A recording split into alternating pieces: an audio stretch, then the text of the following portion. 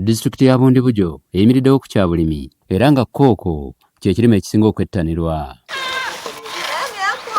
Mu mwaka gwa 2024 ekirime kino kyatandika okuwa abalimi essanyu, bbeeyi yaakyo bwe yalinnya okuva ku nnusu kasanvu okutuuka ku mitwalo 3.5 omwaka oguwedde.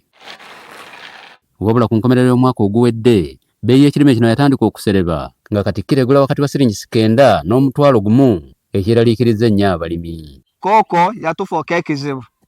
Bbeeyi yakwiriye kimwe organic kilo egitwagulyaga $3 na 15 ate nende kilo ya organic nsilingi gumwe 10 mutwalo gumwe na silingi amwe na kenda. Sasene nebo twabona abo kushikira ngo ekoko yagirine na kuka bbeeyi yanse abo embera se abantu kwena mbatwe baba wayi mu mesere kandi nende tukwetagisibwa kubana bulindi buseme nange nende omwaka gwahoye twakoliye kurungi nende mwaka gone kulagwa katandiki abakirambo basoma kuba kwete kutokola abo nende na school fees imbuliye. Bano balowooza nti okusereba kwa bbeeyi ya kooko kwekuusa ku mutindo omubi, wabula nga kino bakissa ku babbi abamunoga nga tannakula bulungi ne bamutundira mu mulamu. Nasaga mu musiri nabo basomade nabo baungulana musiri gwonka nkwisaga olole bikobelo lengo kubaskobie na bununu bonka nkwisaga mu musiri tenkusanganaga muna kantu nisa mu musiri nsanga basoma bagitwete tubuluke kukola. Bbeeyi waliwo kokowa ebeera ng'eyengedde organic eriyo nyini ate walimu abalala babbi bajja musonga bajjayo biri ebikyali bito nga bisigaza yennaku nga 5 olusi wiki nga 2 olusi mwezi ate olwo mubbi ajayo kya wiki 2 akiteeka mu bya wiki 5. Obubbi buno bwatandika nga ebbeeyi y'ekirime kino erinnye nga n'abamu ku bantu abaali bassibwawo okukuuma ennimiro zino ate beekyusa olwo ne batandika okwekobaana n'ababba kooko. Lakini wenye walikuwa nachunga masamba yangu walikuwa watu ya Wembule, lakini sipate mukitu kyokyote. Hata na leo hii nilishangaa kuona nti hii mbegu mbili zimeonekana kwa samba hii.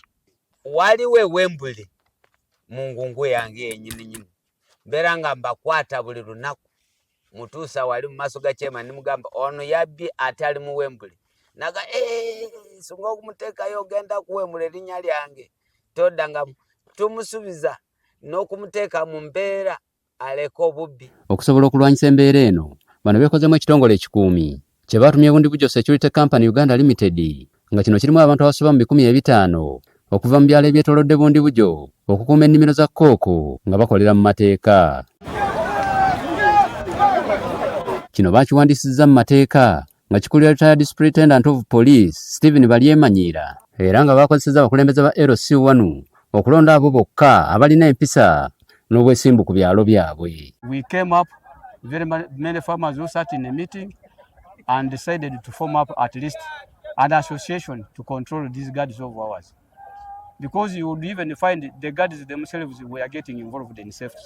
Bano we tutuukidde mu disitulikiti eno tusanze bakola dduyiro okubabangula mu bukodyo obw'enjawulo. Bano era baliko entanda basibiriddwa abavunaanyizibwa ku by'okwerinda mu kitundu kino. Bundibujo Security Company Limited tekiri kitongole eky'obudinja bw'Abanda kyonka n'ekitongole ekiri omu budinja bw'Abanda tekiri kitongole ky'obudinja bw'Abanda kyonka n'ekitongole ekiri mu budinja bw'Abanda nikyo kiri kibaba litwebona tuhana sima abantu abatungira ekitekerezo all along kutekereza we should have our own voluntary teams to enhance security in our neighborhoods. Okuva mawanga g'ebweru agalima kooko lwe gaatema ennimiro za kooko okusobola okutojjera buto, Bundibujo y'emu ku disitulikiti mu ggwanga ezibadde zifuna mu katale k'ensi yonna olw'omutindo gwa kooko waayo omulungi. David Bukenya, NTV.